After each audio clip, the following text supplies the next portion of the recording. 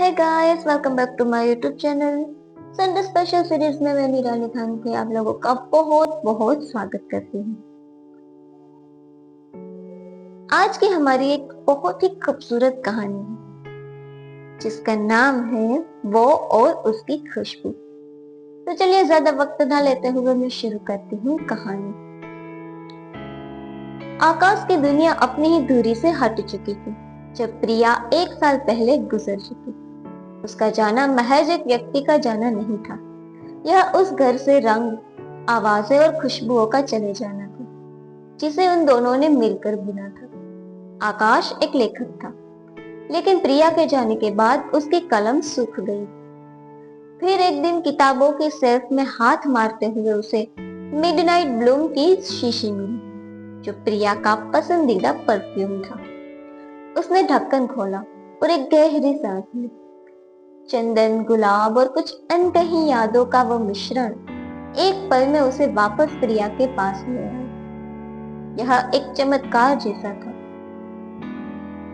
उस खुशबू की मौजूदगी में आकाश की उंगलियां कीबोर्ड पर नाचने लगी। उसने अपनी अगली कहानी का नाम रखा, वो और उसकी खुशबू।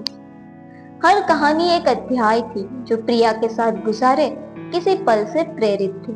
पहाड़ों की बारिश, पहली कॉफी, आधी रात की बहसें। उसकी रचनाओं में एक ऐसी आत्मा थी जो पहले कभी नहीं दिखी। लोगों ने कहा उसकी लेखनी में प्रेम और दर्द की महक है, लेकिन आकाश जानता था यह महज महक नहीं थी, यह प्रिया थी। एक शाम आकाश एक साहित्यिक संगोष्ठी में अपनी नवीनतम कहानी पढ़ रहा था। हॉल में चुप्पी थी, लोग मंत्रमुग्ध थे। जब वह आखिरी पंक्ति पढ़ रहा था तब दरवाजा खुला और एक लड़की अंदर आई, अजनबी, लेकिन उसकी चाल में एक जानी पहचानी सी नाजुकता थी। जैसे ही वह आकाश के पास से गुजरी, मिडनाइट ब्लूम की एक परिचित लहर ने उसको घेर लिया। आकाश की सांस अटक गई। ये बिल्कुल वही खुशबू थी जो उसकी मेज पर रखी शीशी से कहीं ज्यादा ताजा और जीवंत थी। उसने पढ़ना बंद किया। माफ करना, उस लड़की ने लड़खड़ाती आवाज में कहा। आप मिडनाइट ब्लूम लगाती है? आकाश ने पूछा। लड़की, जिसका नाम आस्था था, वो चौंक गई। हाँ, ये मेरा पसंदीदा है। मुझे नहीं पता क्यों, ये मुझे बहुत अपनापन देता है। आकाश ने धीरे से पास जाकर उसे और करीब से महसूस किया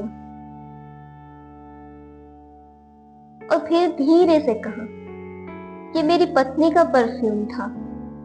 यह सुनकर आस्था की आंखें भर आई। उसने एक पल के लिए आकाश को देखा, फिर अपनी गर्दन पर हाथ फेरा, जैसे किसी गहरे टीस को वो सहला रही हो।